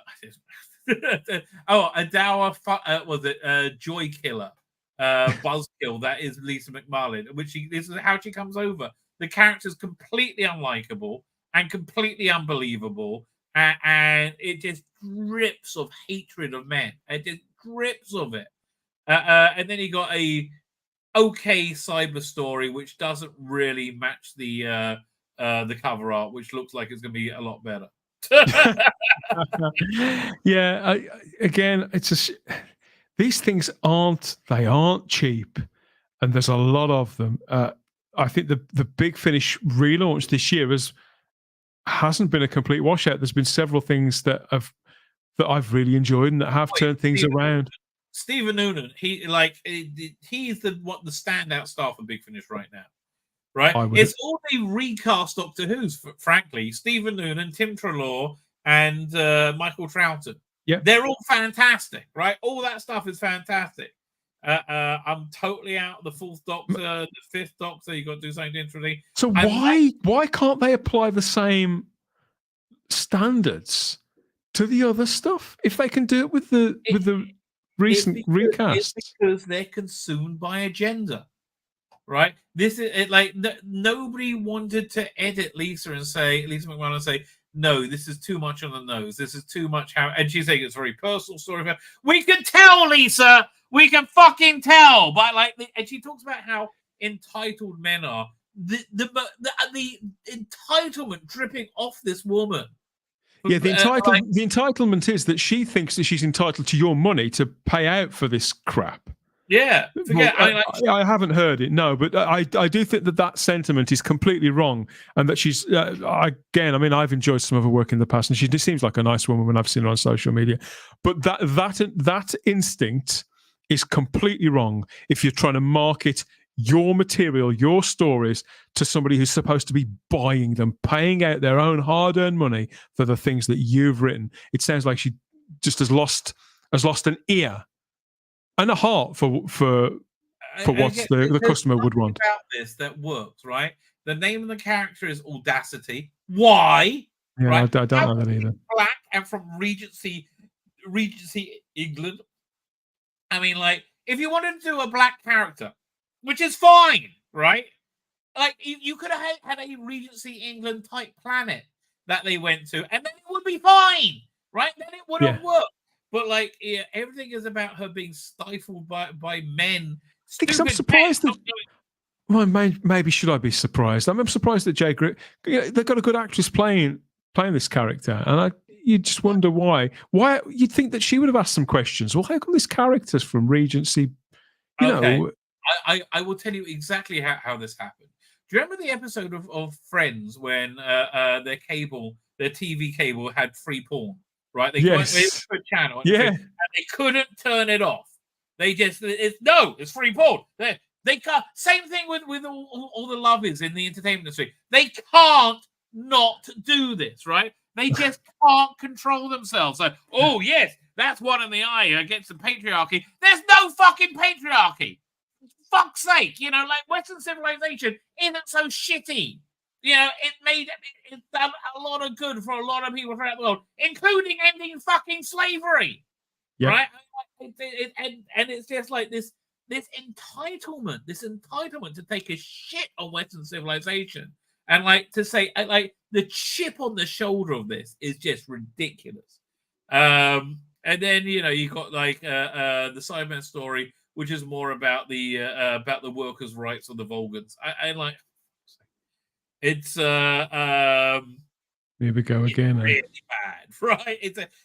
And her every dialogue is cringe. It's just like everything she says is like, oh God, it's so on the nose. It's so, and then so you go from going, and then you hear Paul McGann, perfect Doctor Who, right? Absolutely perfect Doctor Who. Maybe they feel confident giving lesser material to. Yes, they do.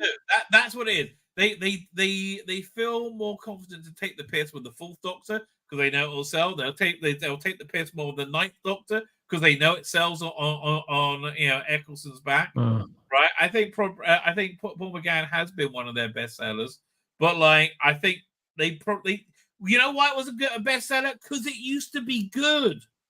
Right? Here, let me have a look at Eighth Doctor Adventures. When's the last time I actually had something worth listening to?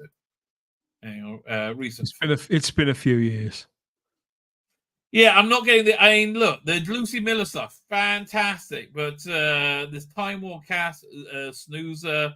I heard that cast was okay. Come to think of it, it was okay, but it was a bit of a snoozer essentially. And the next one's not for. Like, you've got too many strands going in too many different directions. Uncharted. I agree. When's this one coming out? This is November 2024. I don't know. It's. I think they'll have to impress me, but like the whole thing with they had to have Rebecca Root, who is a woman with a penis, which is just totally fucking normal, right? They. A woman with a penis dating Liv Schenker, who was now gay, but not gay, because she whatever. So that took over branded, right? So basically I was out there. Time War. Okay, this was the last listenable Paul McGann one. Time War 4, which was from 2020. There you go. Yeah, it's not looking great. When two relaunches for the McGann stuff, it's just unbelievable. It really, I mean, look, if you want to check out Great Paul McGann, I talked about this yesterday. It's a bit pricey, $37.11. What's that in pounds? I wonder. But it's impossible. It's impossible to oversell these. They're amazing. Right. So I guess I reviewed this now. By mistake. So at the end, thanks for having me on, mate. I've got to shoot now. Do you have anything you want to plug? No, apart from if you'd please subscribe to both the Type 40 channel.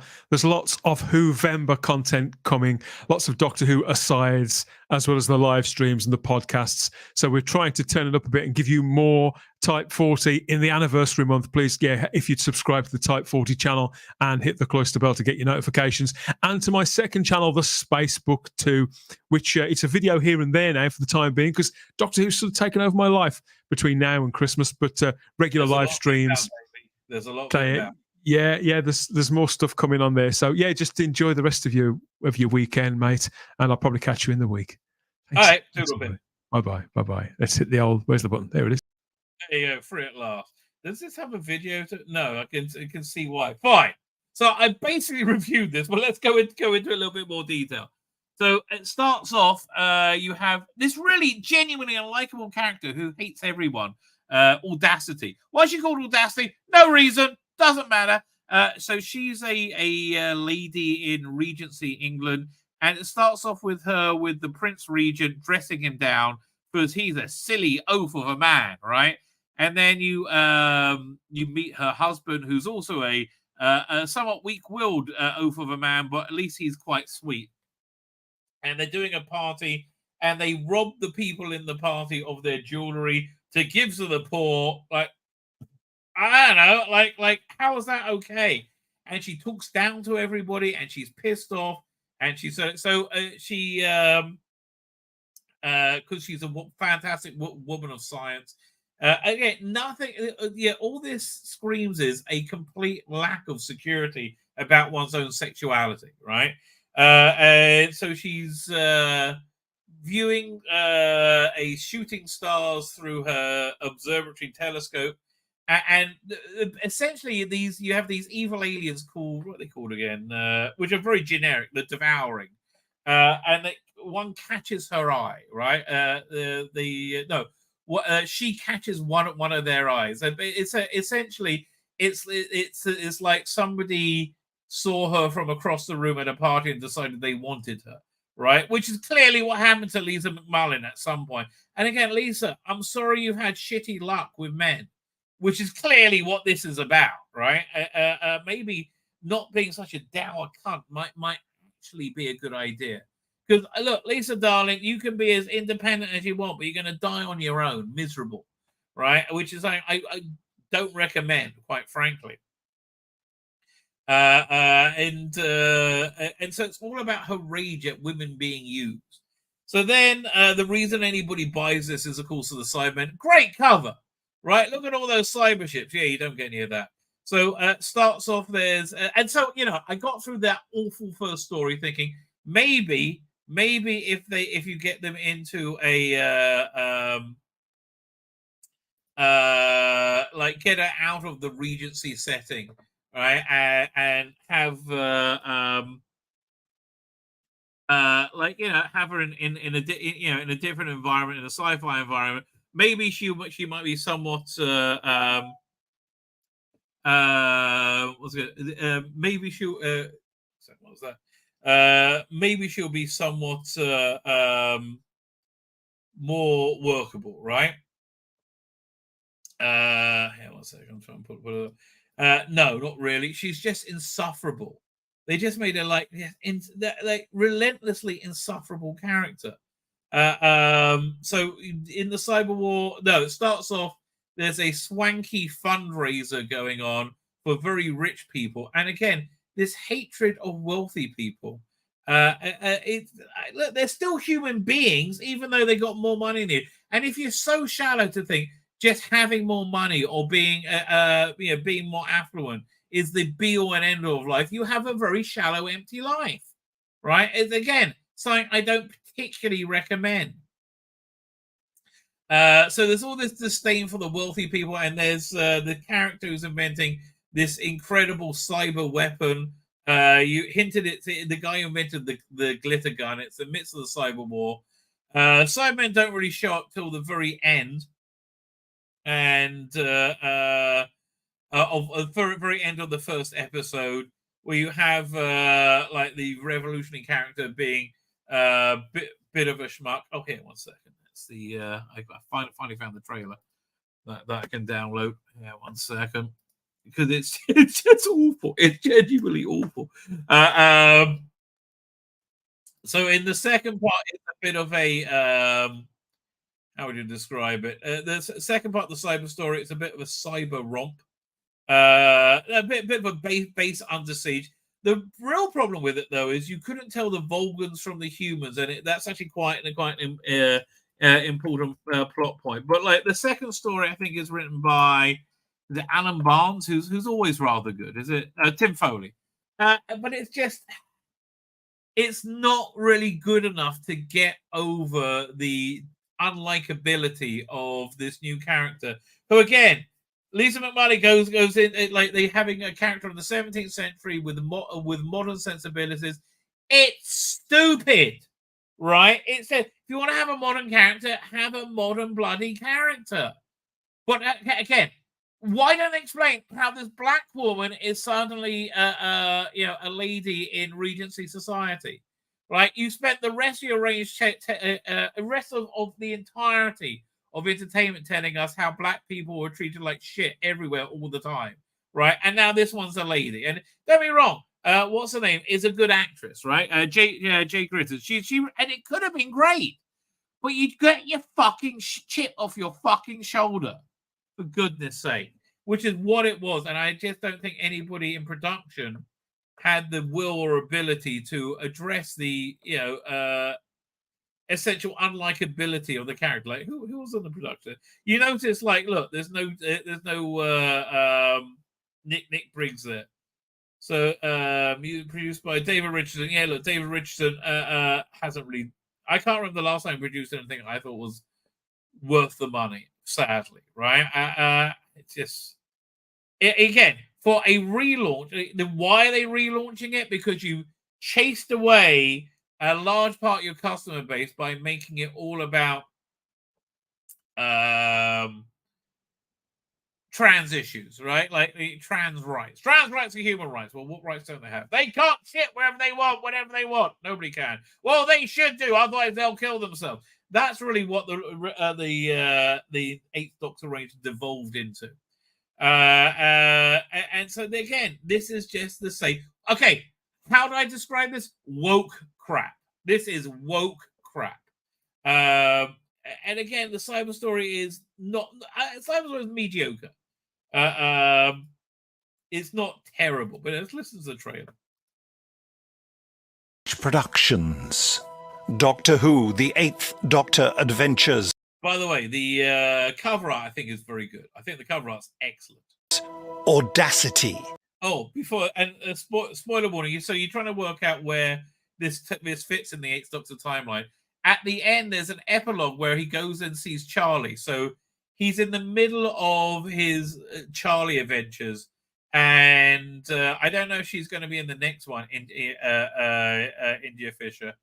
But it seems like he hangs out with Charlie, hangs out with Audacity. Audacity is such a fucking stupid name as well. Oh, she's going to be audacious. It really, that's how on the nose it is, right? He called this audacious character Audacity. Lady Audacity Montague. And I'm the Doctor. Like, who calls the kids Audacity Montague? There is a comet crossing the sky tonight. I am away to my telescope. A shooting star that creeps across the sky. Oh, she's stunning and brave and a woman of science. It is most curious. Did nobody ever tell you actually don't pick up how awful she is in this trailer? you to be careful what you wish for? The Devouring. They're called the Devouring. I shall consume you. And again, this is all Lisa McMullen's issues with men, right? That like, I will consume, I will dominate you, I will control you. For God's sake, like I don't know what world she lives in, right? Like where is this mythical patriarchy where women are crushed under heel? Where is this? Nobody ever tell you to be careful what you wish for? The Devouring. They're called the Devouring. And again, a lazy villain that really don't know much about. And it looks like they're reusing Mike Tucker's design from Storm Warning. Monster design from, was it not Storm Warning? Dust Breeding, I think. I shall consume you. Doctor, this starship, does it take you through the darkness? Nah, I'm just thinking that comparing this to Dark Eyes, it's so inferior. In so many ways. Ladies, gentle beings, we're delighted to welcome you to the Aurum. A golden domain. Quite literally.